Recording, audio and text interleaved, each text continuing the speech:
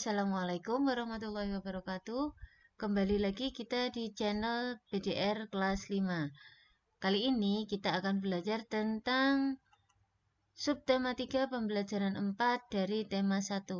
Sebelum mulai, seperti biasa, silakan persiapkan peralatan tulis dan juga mari kita awali pembelajaran kali ini dengan bacaan basmalah.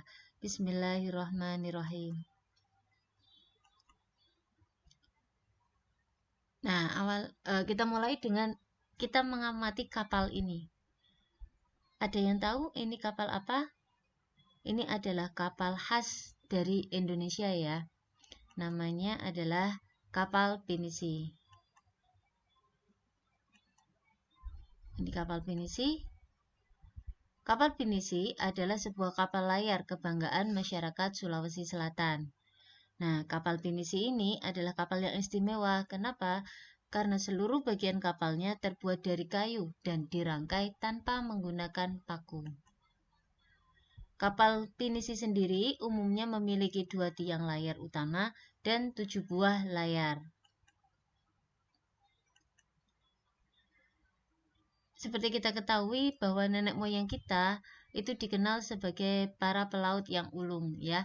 Jadi nenek moyang kita dulu mampu berjaya dengan konsep negara maritimnya.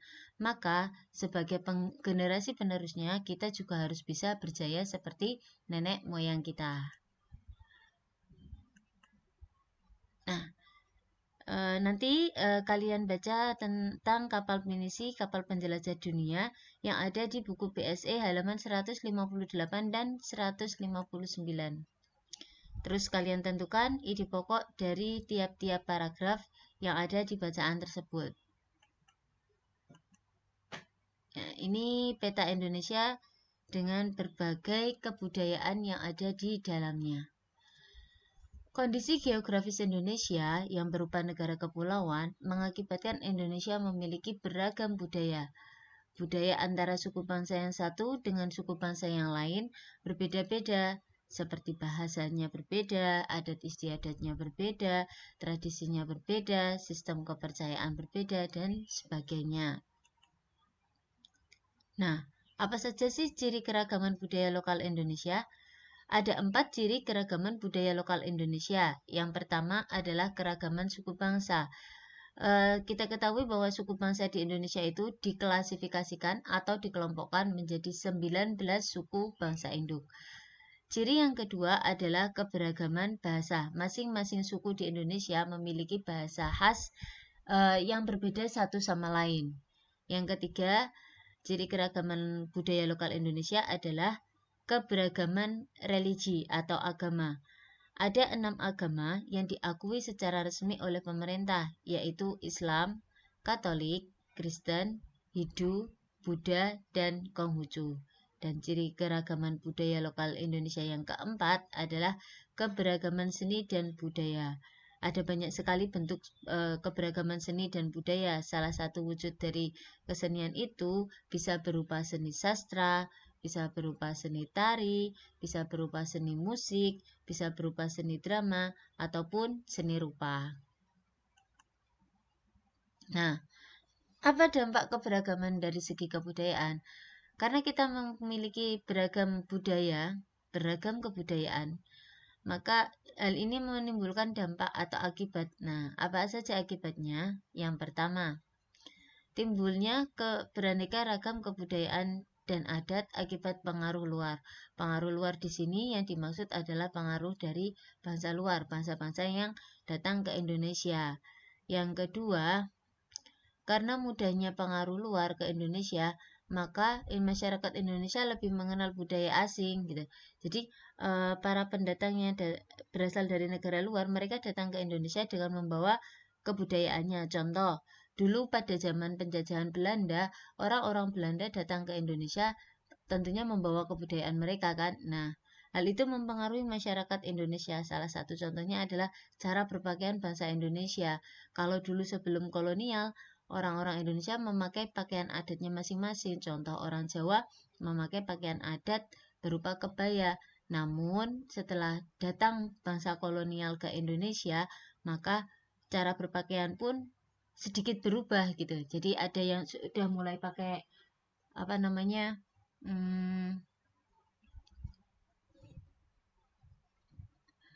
pakai gaun-gaun yang kayak dari Belanda, terus para apa itu namanya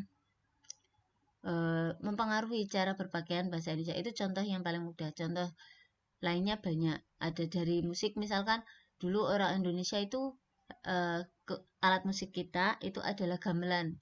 Setelah datang apa itu namanya kolonial Belanda, maka kita mulai mengenal alat-alat musik seperti katakanlah gitar, biola, dan sebagainya. Dampak yang ketiga, dikenalnya kebudayaan Indonesia akibat ramainya perdagangan dan pariwisata yang ada di Indonesia. Kalau tadi kita mengenal budaya luar, maka dampak yang ketiga ini adalah budaya kita semakin dikenal oleh orang luar. Ya, yang keempat ini adalah dampak negatifnya ya. Tontonan dan adegan dalam film yang kurang, bahkan tidak pantas membawa efek buruk bagi bangsa Indonesia.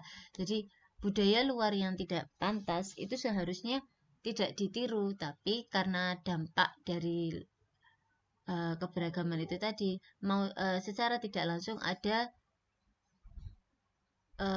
pengaruh buruk yang membawa dampak negatif bagi bangsa Indonesia. Lanjut. Ini contoh budaya asli Indonesia yang tidak dipengaruhi oleh budaya luar. Ada reog, ada tari kecak, ada alat musik angklung. Nah, selanjutnya contoh budaya serapan luar Indonesia. Budaya luar serapan Indonesia itu budaya Indonesia yang dipengaruhi oleh budaya asing. Dalam hal ini adalah budaya luar negeri. Ada musik keroncong yang dipengaruhi oleh kebudayaan bangsa Portugis.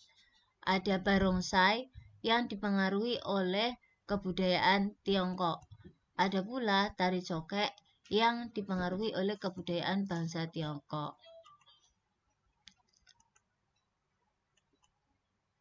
Pengaruh geografis terhadap transportasi di Indonesia.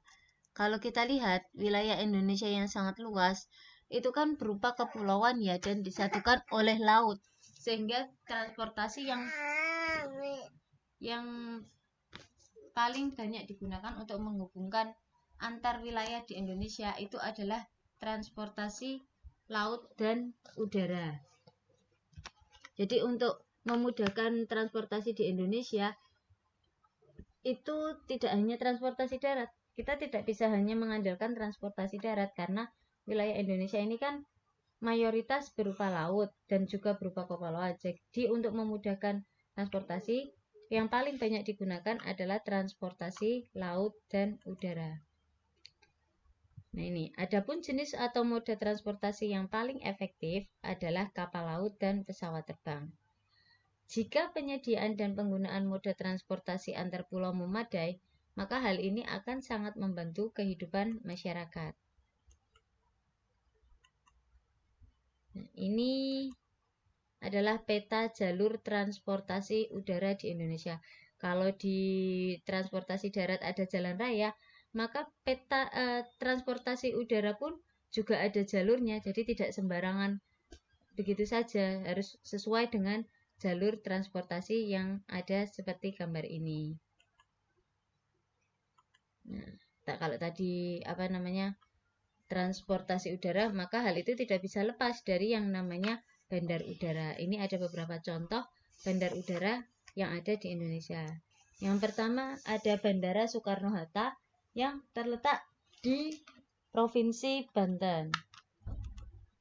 Yang kedua ada Bandara Sentani yang terletak di Provinsi Papua.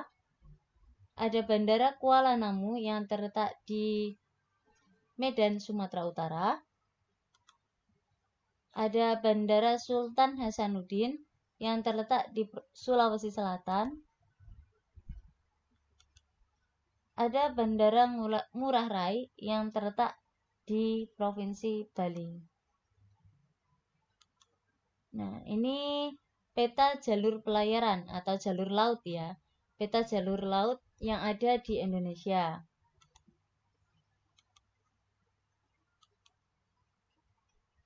Berarti selanjutnya kita simak pelabuhan-pelabuhan yang ada di Indonesia. Ini hanya contohnya ya. Masing-masing daerah punya bandara dan punya pelabuhan. Yang pertama ada pelabuhan Tanjung Priok yang ada di Jakarta. Yang kedua ada pelabuhan Buton yang ada di Sulawesi Tenggara. Ada pelabuhan Bakahuni yang ada di Lampung. Ada pelabuhan Lembar yang ada di Nusa Tenggara Barat. Ada juga pelabuhan Gilimanuk yang ada di Pulau Bali.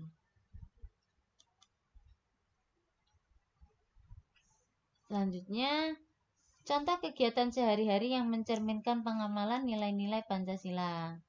Ini pada gambar samping kita lihat ada keluarga Pak Haris sedang bermusyawarah. Hal ini menunjukkan pengamalan sila keempat.